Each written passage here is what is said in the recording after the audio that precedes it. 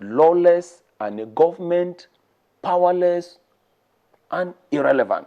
But to That what is the end? vision. To what end? So the end Do is we have any you see, idea? when you say you have a vision, you now describe what you want. Vision, like I said, is to render a country what? Lawless, and a government powerless and irrelevant. Then after that, you foster whatever you want to foster. But the mission is to apply all kinds of forces, best described as brute force, to dislodge any human and material obstacle on your way to achieve that. And this is where the issues of Abuja will come in. Abuja bomb blast. You go to Sanga, you see it. You go to Marwa, you see it. You go to Goza, you see it, right? You go to Aguta in Benue State, you see it. You get what I'm saying? You go to Kachia, you see it. You go to Domboa, you see it. You go to Bama, and you see it. So when you look at it from that angle, the objective is one, and that is to achieve that mission. Render the country lawless. Why will it be rendered lawless? Once there is a bomb blast and you scatter everything, is a policeman relevant at that time? Is a local government or political leaders relevant at that time? No. That country at that time is lawless. Then you make the government irrelevant and powerless. But most importantly, you need to understand that whenever you talk about terrorists or their recruits, you're talking about people that have been indoctrinated using the weapon of propaganda and radicalism. And you're talking about people whose recruits probably are the vulnerables, like he is talking about, the foot soldiers. But the real masterminds, I tell you, are sound, educated, and probably very strong people in terms of finances and intelligence. So with this background now, then Nigeria will now decide, how do we approach it? As far as I'm concerned, I'm telling you, negotiation is out of it. You must approach this thing from the point of strength. That's now, when we look at this, I am tempted to drift a little bit, digress a little bit into the realm of one of the allegations which Dare mentioned, which is that, so it's the work of the opposition, and there are quotes making headlines and going through Twitter during the course of the week, highlighting the fact that some people had promised that they will make the country ungovernable. A dreadful word to use by anybody, saying that you make your own country ungovernable. And for that reason, it is being alluded that they are the people who are sponsoring Boko Haram to make the country ungovernable.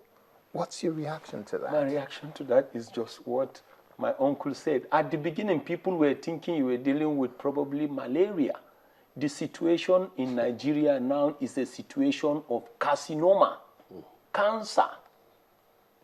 The best you can say is probably it's benign now, but it's heading towards being malignant. In other words, even those that initiated or made those statements are likely to be consumed. And that's why when you talk about tsunami, initially you can see the spikes, right? But when the ripples and the waves come, nearly everybody will be swept with it.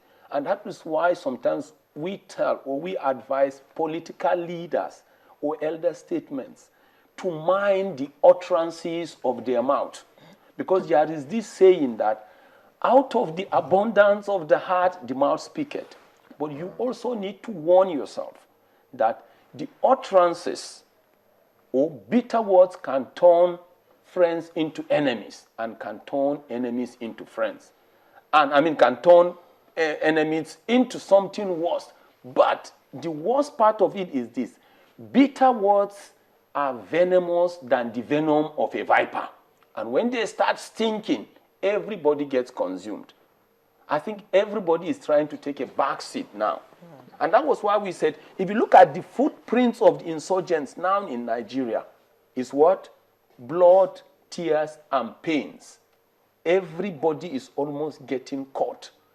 And at one day, if care is not taken, we will only be saying they are worse. And that's what we are discussing now, to look for solutions. Everybody needs the solution. The president needs the solution. Okay. Regions of West Africa also need solution. Okay. Now, I mean, Mr. Thompson, let me take you back to something that you said earlier. You mentioned 18 months within which we should diagnose exactly what this problem is, what this disease is. Otherwise... Yes, I really want to appreciate what my colleagues here have said. And I'm going to say something now that bears, if it is not heeded quickly, will be something everybody will remember later on when it's too late. Now, the key word here is the ability to concatenate. When he mentioned the fact that terrorism in the past, they have goals, they have this, they have that. Now, what is happening in Nigeria right now, because before you can look for a healing, you must know what the problem is. I'm going to mention what the problem is right now, and anybody who says anything else is either an agent of destabilization or an ignorant person. What we're dealing with in Nigeria right now is the product of the father of modern terrorism. And between the years, I think, 1992 and 96, he developed this model in the Sudan. And when he developed this model, he disdained Hamas. People like Hamas and Hezbollah and all those the case studies you mentioned, he derided them, he disdained them completely, and he set up a new methodology for global terrorism. And what has made the Nigerian case peculiar, and at the same time also the key to the answer to the whole globe, is that in the Nigerian case we have a fusion of two strains. The global resurgence based on that model that he was mentioning, it's a model where you have, like he pointed out, the foot soldiers who are shooting are just, the least of the problems. It actually has an economic arm, those who ensure movement of funds across the entire world to propagate this war. It has the clerics of hatred, who are the ones who do the indoctrination that he mentioned. It also has a powerful investment in media. Propaganda. Who are there amongst you, but these are brilliant people who know that the major instrument, like he mentioned, is terror. And you see, the use of terror has to be used properly to achieve the objective that they want. Now, what is the objective? Because one thing he failed to mention that he didn't want to put down is this.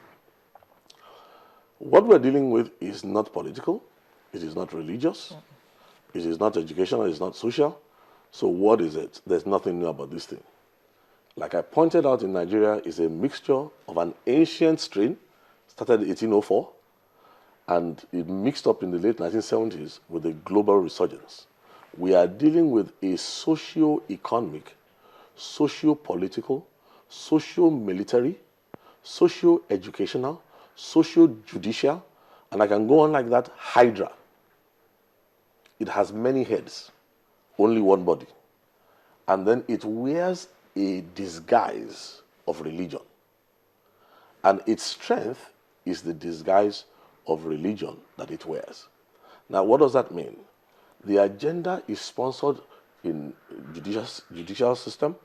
It sponsors the agenda in education, in finances, in religion.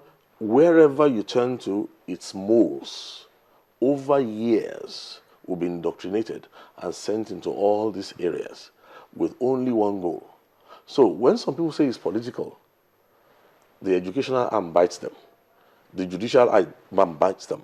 So if a nation does not understand how to concatenate, everybody becomes confused. Some say, no, this is what it is, like 10 blind men who surround an elephant. And each one shouts, I know what an elephant is.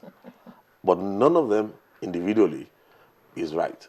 So if you understand this hydra, you will discover that in 1095, it happened. For 200 years after Pope Urban II made a speech, it was hijacked into exactly what is happening in Nigeria here. But at that time, it was the Catholic disguise that it wore. And for almost 200 years, it killed